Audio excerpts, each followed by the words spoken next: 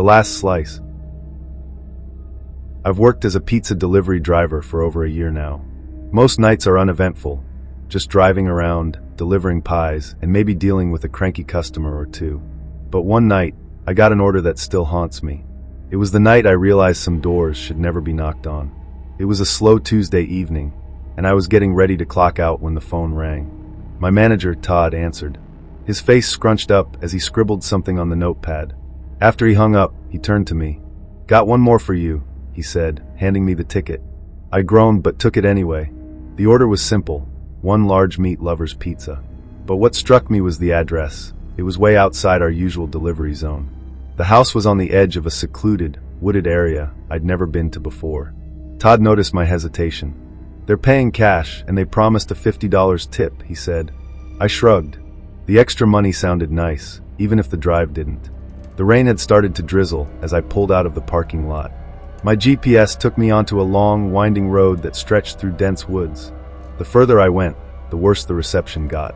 Soon, the GPS froze completely, leaving me to rely on the vague directions Todd had written on the ticket. I finally spotted a mailbox with the house number scrawled in faded paint.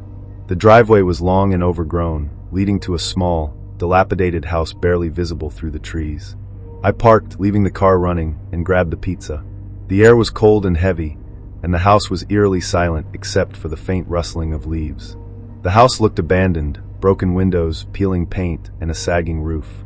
But the porch light was on, casting a dim, flickering glow. I knocked on the door, calling out, "Pizza delivery." There was no answer. I knocked again, louder this time. Still nothing. I debated leaving the pizza on the porch and walking away, but then I heard a noise, a faint creak, like a floorboard shifting under weight.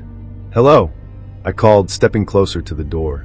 It creaked open slowly, revealing a dark hallway. The air that wafted out was musty, tinged with something metallic.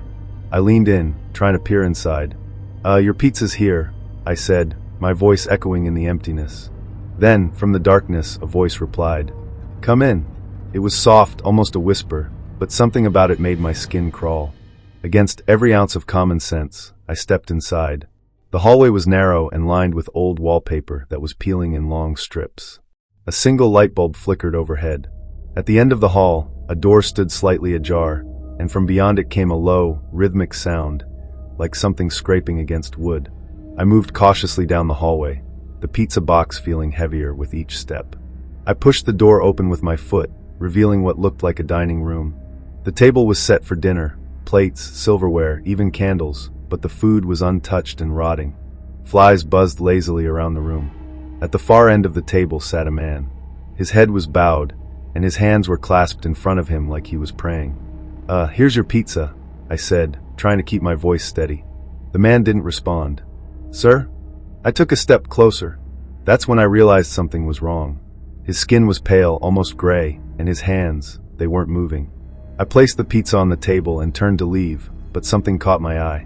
On the wall behind the man, there was a mirror, and in the reflection I saw him. He was staring at me. I whipped around, but his head was still bowed, unmoving. "Stay," the voice whispered again, but this time it was right behind me. I spun around, but no one was there. The door to the hallway slammed shut, and the scraping sound grew louder, closer. Panic surged through me as I ran to the door, yanking it open and sprinting down the hall. The scraping sound followed, growing faster, more frantic. I burst through the front door and didn't stop running until I reached my car. Throwing the pizza bag into the passenger seat, I slammed the door shut and hit the gas. My headlights barely cut through the rain as I sped down the driveway, the house disappearing into the darkness. When I got back to the pizzeria, I told Todd what had happened. He laughed it off, saying I must have let my imagination get the better of me. But later that night, as I was getting ready for bed, my phone buzzed with a text. It was from an unknown number. "You forgot your tip." Attached was a photo of the dining room. The pizza box was open, and the slices were gone.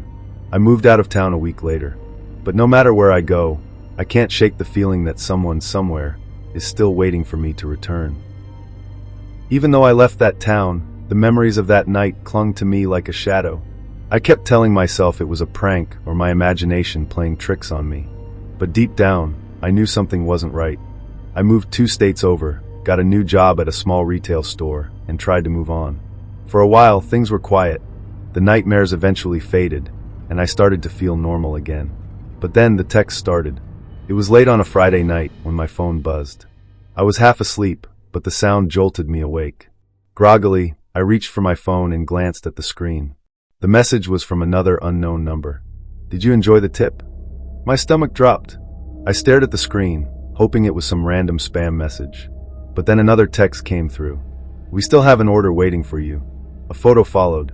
It was a shot of my new apartment building, taken from the parking lot. I jumped out of bed, heart pounding, and ran to the window. The lot below was empty except for a few parked cars. No movement, no shadows. But I couldn't shake the feeling that someone was watching. I called the police and reported the texts. They took a statement, told me to be cautious, but there wasn't much they could do without more evidence. For the next week, I was on edge. I changed my phone number and stayed home after dark. But whoever was sending those messages wasn't done with me. A week later, I was closing up the store late at night. I was the last one out, locking the doors when I noticed something odd on the hood of my car. It was a pizza box. My blood ran cold as I approached it. The box was the same brand from my old job. A sticky note was attached to the top, scrawled in messy handwriting.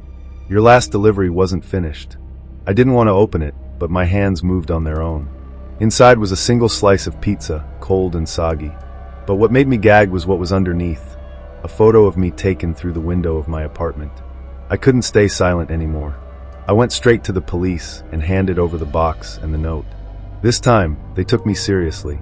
They promised to patrol my area and look into my old workplace to see if there was a connection. But days turned into weeks and nothing happened. No texts, no pizza boxes, no signs of anyone following me. I started to think maybe it was over. I was wrong. It was a quiet Sunday night, and I was watching TV when I heard a knock at the door. My stomach tightened. I wasn't expecting anyone, and it was late. I checked the peephole but saw nothing. Another knock came, louder this time. Against my better judgment, I opened the door a crack. On the ground was another pizza box. My heart sank as I picked it up. There was no note this time, just the faint smell of something burnt. I carried it to the kitchen, placed it on the counter, and hesitated. My hands shook as I lifted the lid. Inside was a photo of the dining room from that house, but now the table was empty. The chair where the man had sat was overturned, and smeared across the wall were the words, "We'll finish the order soon." I didn't sleep that night. By morning, I packed what little I could and left town again. I didn't tell anyone where I was going. I just drove until I felt far enough away. But deep down, I know they're still out there, waiting, watching, and someday they'll come back to finish the delivery. I didn't stop driving for hours. The road stretched endlessly before me, flanked by trees that seemed to lean closer with every mile. I didn't care where I was going. Anywhere was better than where I'd come from. As the sun dipped below the horizon, the uneasy feeling in my chest grew heavier. I kept glancing in the rearview mirror, expecting to see headlights behind me. But the road remained empty. It was almost midnight when I realized I was running low on gas. I pulled into a desolate station in the middle of nowhere, its flickering neon sign barely lighting the lot. The place felt wrong immediately.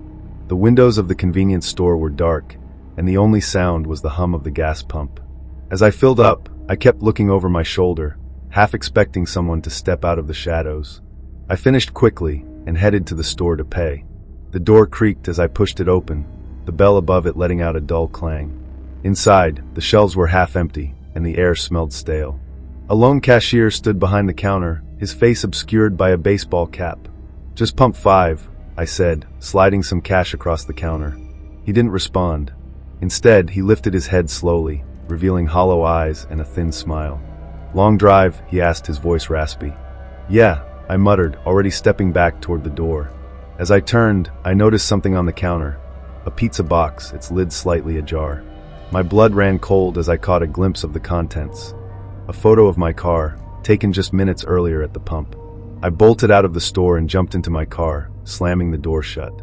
The engine roared to life, and I peeled out of the lot, gravel spraying behind me. The road ahead was dark, and the trees seemed to close in tighter. My hands gripped the wheel so hard they ached. I didn't know where I was going. I just needed to get as far away as possible. That's when I saw them, headlights in the rearview mirror. They appeared out of nowhere, gaining on me fast. My heart pounded as the car behind me drew closer, its high beams flooding my car with blinding light. The road ahead forked, and in my panic, I veered left onto a narrow dirt path. The headlights followed, staying right on my tail. The path wound deeper into the woods, the branches scraping against the sides of my car. I could barely see, but I didn't dare slow down. Suddenly, the path ended in a clearing. I slammed on the brakes, the car skidding to a stop.